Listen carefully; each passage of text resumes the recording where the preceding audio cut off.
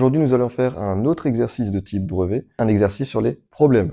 L'exercice que tu vois ici, tu le trouveras sur le site de l'APMEP. Tu tapes APMEP brevet, tu vas sur le premier lien, tu cherches sur les sujets entre 2020 et 2024, et il s'agit de l'exercice 4 du sujet de brevet de maths d'Amérique du Nord 2024. Donc, Monsieur et Martin souhaitent réaliser une terrasse. Donc, tu as les différents documents, tu as une perspective cavalière de la terrasse, tu as une vue en coupe du dessus, tu as également le rappel de la formule du volume d'un prisme droit. Première question, on souhaite montrer que FJ est égal à 4 mètres. Donc, il suffit de prendre toute la longueur EJ, que l'on connaît, et de retirer la longueur EF. Sauf que EF, on ne le connaît pas. Mais, comme c'est marqué dans l'énoncé, EF, GH, est un rectangle.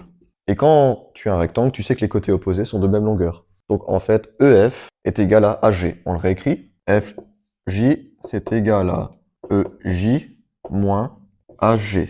Ce qui nous fait donc 10 mètres moins 6 mètres. Résultat final, FJ fait bien 4 mètres.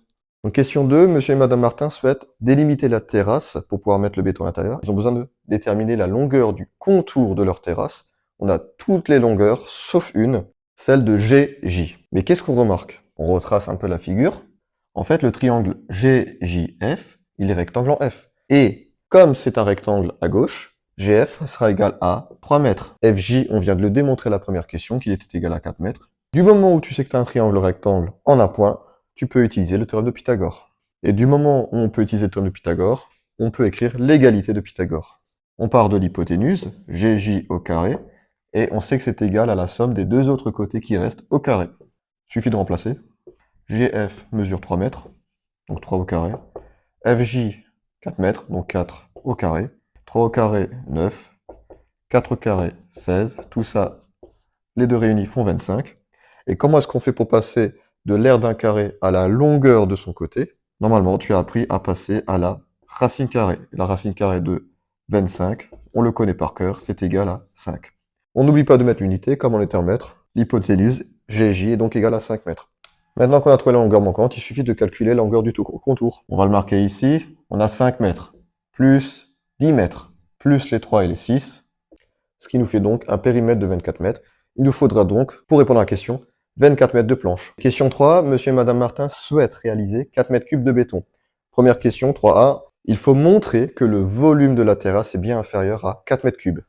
Or, la terrasse, comme on le voit justement sur les figures à droite, il s'agit d'un prisme droit. On a d'ailleurs la formule du volume d'un prisme droit, on le note. Donc, volume est égal à l'aire de la base multiplié par la hauteur. Bon, la hauteur, on l'a, 15 cm, mais il nous manque l'aire de la base, elle n'est pas donnée. C'est à nous de la calculer. Or, on a toutes les données qu'il nous faut. L'aire de la base, on remarque que c'est un rectangle plus un triangle rectangle à côté. Donc, on va calculer pour commencer l'aire du rectangle. On sait que c'est longueur fois largeur. La longueur à la base, elle est de 6 mètres. La largeur de 3 mètres. Résultat final, 6 fois 3, 18 mètres carrés. L'aire du triangle. Si tu connais bien sa formule, tu sais que c'est base fois hauteur divisé par 2. La longueur de la base de notre triangle, on l'a trouvée à la question 1, c'était 4 mètres. La hauteur, elle est de 3 mètres. On divise par 2, 4 fois 3, 12, divisé par 2.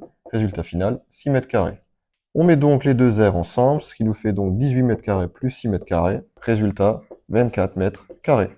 On a donc l'aire de la base qui est égale à 24 mètres carrés. On remplace 24 mètres carrés. On multiplie par la hauteur. Est-ce que je multiplie par 15 cm?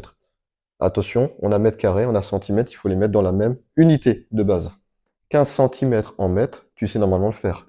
Tu peux utiliser un tableau de conversion si jamais. 15 cm, ça nous fait 0,15 mètres. Calculatrice, 24 fois 0,15, ça nous donne 3,6 mètres carrés fois mètre, mètre cube. Conclusion, tu peux noter à la fin de cette question, le volume de la terrasse est donc bien inférieur à 4 mètres cubes. Pour cette question, on nous dit que sachant que pour 1 mètre cube de béton, il nous faut 250 kg de ciment, la question est de savoir, justement, ils veulent faire 4 mètres cubes de béton, donc quelle est la masse en kilogrammes de ciment qu'il nous faudra? On peut juste faire un peu de proportionnalité. Donc si 1 mètre cube de béton, il nous faut 250 kg de ciment. Pour 4 mètres cubes, facile, il suffit de multiplier par 4. On multiplie également la masse par 4, ce qui nous fait 250 fois 4, on peut le faire de tête, 1000 kg. Donc pour 4 mètres cubes de béton, ils doivent acheter 1000 kg de ciment. À cette question, on nous dit que pour faire du béton, il nous faut de l'eau, du ciment, du gravier et du sable. on nous donne justement les ratios qu'il nous faut pour faire notre béton. Les masses justement de ciment, gravier et sable sont dans le ratio 2, 7, 5. On veut donc déterminer la masse de gravier et de sable, sachant qu'on a déjà la masse de ciment pour, encore une fois, 4 mètres cubes de béton. Donc là, on va encore une fois utiliser la proportionnalité, on va faire un petit tableau. Donc on a un ratio 2, 7, 5. Ici, on a la masse en kilogrammes des différents composants. Donc pour le ratio 2, on a le ciment. Et le ciment, pour 4 mètres cubes, on a donc 1000 kg. Donc on utilise la question précédente. Par contre, ces deux-là, c'est ceux qu'on cherche. Donc là, on peut utiliser la proportionnalité, plusieurs méthodes.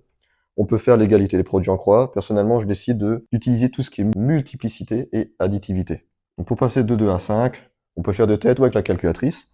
5 divisé par 2, 2,5. Donc 2 pour arriver à 5, fois 2,5. La masse également multipliée par 2,5. 1000 kg fois 2,5, facile. 2500 kg. On a donc 2500 kg de sable. Et pour finir pour celui-là, on va pas s'embêter. Donc on additionne les deux ratios ensemble. 2 et 5, ce qui nous fait 7. Donc logiquement, on additionne également entre les différentes masses, ce qui nous fait 1000 kg plus 2500 kg. Alors résultat final, 3500 kg de gravier. Petite phrase à la fin. Pour 4 mètres cubes de béton, sachant qu'il nous fallait 1000 kg de ciment, il nous faudra donc 3500 kg de gravier et 2500 kg de sable. Dernière question, il s'agit d'une analyse de documents et de petits calculs à effectuer. Donc monsieur et madame Martin souhaitent peindre la surface supérieure de leur terrasse. Donc la surface, justement, il nous faut donc l'air. Et l'air, on l'a calculé lors d'une question précédente. Donc on peut déjà le noter. L'air était égal à 24 mètres carrés.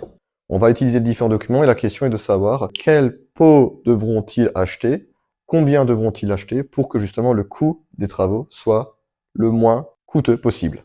Le document 1, pour l'instant, on ne peut pas l'utiliser puisqu'il faut qu'on sache combien de litres de peinture on doit utiliser. Le document numéro 2, 50% sur le deuxième pot. Donc pareil, on devra sûrement l'utiliser avec le document numéro 1. On va commencer par le document numéro 3, qui nous dit que pour faire la peinture correctement, il nous faudra 2 couches de peinture et que 1 litre de peinture permet de réaliser une couche de 5 mètres carrés. Or, il nous faut 24 mètres carrés. Mais comme il nous faut 2 couches, on fait donc 24 mètres carrés 2 fois, ce qui nous fait 48 mètres carrés à peindre. Ensuite, on utilise la proportionnalité. Si pour 1 litre, on peut peindre 5 mètres carrés, la question sera de savoir combien de litres nous faudra-t-il pour peindre 48 mètres carrés. Donc là, encore une fois, proportionnalité, égalité des produits en croix ou autre méthode. Personnellement, je vais utiliser le coefficient de proportionnalité. 5 fois combien pour arriver à 48? Donc, calculatrice, on fait 48 divisé par 5. On obtient 9,6. Donc, 5 fois 9,6 me permet d'arriver à 48. On multiplie également à gauche, alors, par 9,6. Ce qui veut dire que pour 48 mètres carrés de surface à peindre, il nous faudra 9,6 litres. Maintenant, le document 2, le deuxième pot, à moins 50%, on ne peut pas encore l'utiliser. On va juste sûrement faire le lien avec les 9,6 litres et le premier document. Donc le premier document nous dit que pour le pot numéro A, on a 5 litres. Pour le pot numéro B, on a 10 litres. Donc soit on va utiliser le pot B une fois, soit il nous faudra 2 pots A. Et donc pour le pot B, on a plus de 129 €. Pour le pot A, on a 79 €. Si on doit acheter un deuxième pot, c'est le document numéro 2. Il nous dit qu'on a moins 50% sur le deuxième pot. Donc soit on va acheter le pot B une fois, soit on va acheter le pot A 2 fois avec moins 50% sur le deuxième. Donc on va comparer les prix. Le pot A, il est à 79,90 €. Donc le deuxième pot, ça sera 79,90 € divisé par 2, ce qui nous fait 39,95 €. On met donc les deux ensemble, 79,90 € et 39,95 € pour le deuxième pot à moins 50%, ce qui nous fait un total de 119,85 €. Maintenant, on compare. Donc ça, c'est lorsqu'on a acheté le pot A 2 fois, avec la réduction de 50% sur le deuxième. Et si on se décide à acheter juste le pot B une fois, on en aura pour 129 €. Conclusion, qu'est-ce qui est le moins cher? C'est le pot A si on l'achète 2 fois. Donc pour répondre à la question, pour que le coût soit moindre de leurs travaux, il faut donc qu'ils achètent le pot A 2 fois. Alors tu as pu voir que sur cet exercice de brevet de type problème, on a travaillé plusieurs notions. Première question, un peu de logique. Deuxième question, le théorème de Pythagore. Question 3, tout ce qui est calcul d'air, de volume. Ensuite, on a utilisé la proportionnalité avec la méthode de ton choix. Égalité produit en croix, passage à l'unité, additivité. On a parlé même des ratios.